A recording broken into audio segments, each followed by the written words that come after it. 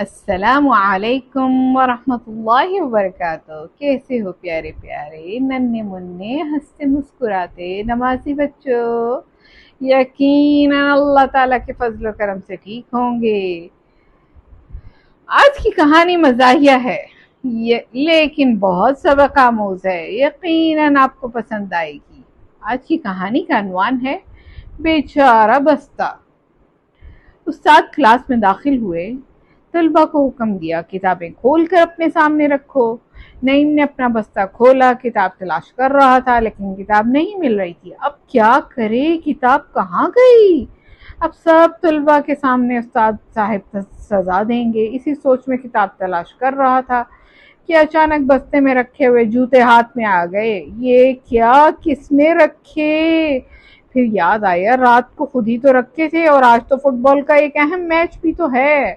اوہ، پر کتاب کہاں گئی؟ اتنے میں کسی نے ہاتھ پکڑا اور کہا، تم کتاب کیوں نہیں کھولتے؟ تمہاری کتاب کہاں ہے؟ استاد صاحب کو اتنا قریب دیکھ کر خوف سے لرزہ طاری ہو گیا۔ بستے میں کتاب رکھنا بھول گیا تھا، نعیم نے جواب دیا۔ استاد نے کہا، اس مرتبہ تمہیں معاف کرتا ہوں، لیکن وعدہ کرو آئندہ ایسا نہیں کرو گے۔ نعیم نے کہا، آپ سے وعدہ کرتا ہوں آئندہ ایسا نہیں ہوگا۔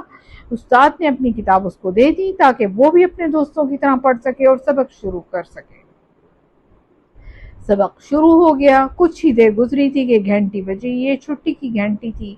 نعیم تیزی سے کلاس سے نکلا اور اگلے ہی لمحے وہ میدان میں کھڑا تھا۔ بستہ زمین پر پھینکا، جوتے نکالے، فٹ بال کے میچ کے لیے تیار ہو گیا۔ کھیلتے کھیلتے وقت اور تھکاوٹ کا احساس بھی نہ ہوا۔ جب میچ ختم ہوا تو نعیم اپنے بستے سے ٹیک لگا کر بیٹھ گیا تاکہ کچھ آرام کر سکے، گھر کی طرف جائے۔ پھر دن کی تھکان کی وجہ سے رات کو جلدی ہی سو گیا۔ اب جو آنکھ کھلی صبح تو دیکھا بہت دیر ہو چکی ہے، اب تو کتاب تلاش کرنے کا وقت بھی نہیں ہے۔ چلو ساری کتابیں ایک ساتھ ہی بستے میں رکھ لیتا ہوں، اسکول میں جا کر دیکھ لوں گا۔ جب ساری کتابیں بستے میں آئیں تو بستہ بیچارہ مظلوم بن گیا، خوب وزنی ہو گیا۔ چلتے چلتے کندھا بھی دکھنے لگا تو مجبور ہو کر زمین پر گھسیٹنے لگا جیسے کہ اس پر پہیے لگے ہوں۔ چلتے چلتے احساس ہوا کہ بستہ تو ہلکا ہو گیا، اب کندھے پر اٹھا لینا چاہیے۔ جب کندھے پر اٹھایا تو خوشی ہوئی، یہ تو بہت ہی ہلکا ہو گیا ہے، چلو جلدی جلدی چلیں، پہلے ہی بہت دیر ہو چکی ہے۔ نعیم اسکول پہنچا، جلدی سے کلاس میں گیا، استاد صاحب سے معذرت کی اور بیٹھ کر سبق میں مشغول ہو گیا۔ استاد صاحب نے سبق کے دوران پوچھا، تمہاری کتاب کہاں ہے؟ تو نعیم بستے کی طرف متوجہ ہوا۔ ابھی بستہ کھولنے کا ارادہ کیا ہی تھا، دیکھا بستہ پہلے ہی کھلا ہوا ہے، لیکن یہ کیا، اوپر سے نہیں بجائے بلکہ نیچے سے۔ یا خدایا، بستہ پھٹ گیا، میری کتابیں اور سامان کہاں گیا؟ استاد صاحب نے بہت بہت غصہ کیا اور نعیم کو ایک کونے میں کھڑا کر دیا۔ پھر اس کو سمجھایا کس طرح بستے کی حفاظت کی جاتی ہے۔ سب سے پہلے اس کو صاف ستھرا رکھا کرو، سامان ترتیب سے ہونا چاہیے، مناسب جگہ رکھو، زمین پر نہ پھینکو اور کندھے پر اٹھایا کرو، زمین پر نہ گھسیٹو۔ اب نعیم کو بہت شرمندگی کا احساس ہوا، آنکھوں میں آنسو بھی آ گئے اور پھر ہمیشہ استاد صاحب کی نصیحت پر عمل کرنے لگا۔ تو پیارے بچوں، ہمارے امی ابو ہمیں ڈھیر ساری چیزیں اس لیے تھوڑی دلاتے ہیں کہ ہم ان چیزوں کا ستیہ ناش کرتے ہیں۔ آخر ہم سوچیں کہ ہم اگر ایسا کریں گے تو ہمارے امی ابو کو کتنی تکلیف ہوگی، کیونکہ یہ ساری چیزیں محنت کے پیسوں سے خریدی جاتی ہیں اور آپ کے اس چیز کو ضائع کر دینے سے ان کی محنت پر پانی پڑ جاتا ہے جو ان کی تکلیف کا سبب ہے۔ دوسری بات یہ کہ بستہ صرف کتابیں رکھنے کے لیے ہوتا ہے، اس میں جوتے رکھنا یا فٹ بال رکھنا یا کوئی دوسری چیز رکھنا بستے کے ساتھ ظلم و بے ادبی ہے، اس سے بچنا چاہیے۔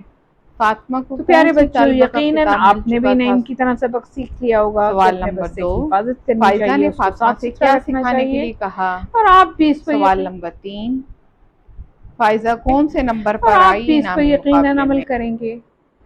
تو کیسی لگی پیارے بچوں آپ کو آج کی کہانی؟ یقیناً پسند آئی ہوگی۔ کل پھر ملیں گے ایک نئی کہانی کے ساتھ۔ السلام علیکم ورحمۃ اللہ وبرکاتہ۔ پیارے بچوں، آپ نے کہانی سنی بیچارہ بستہ، کیا آپ ان سوالوں کے جواب دے سکتے ہیں؟ سوال نمبر 1، نعیم جب کتاب ڈھونڈ رہا تھا تو کیا نکلا؟ सवाल नंबर 2, नईम को किताब ना मिलने पर किसने किताब दी, यानी किसने किताब शेयर की कि वो उससे पढ़ ले किताब से। सवाल नंबर 3, बस्ता कैसे हल्का हुआ था, यानी किताब बस्ते की क्या हालत हुई थी और किताबें कहाँ गई थी, किस तरीके से हल्का हुआ।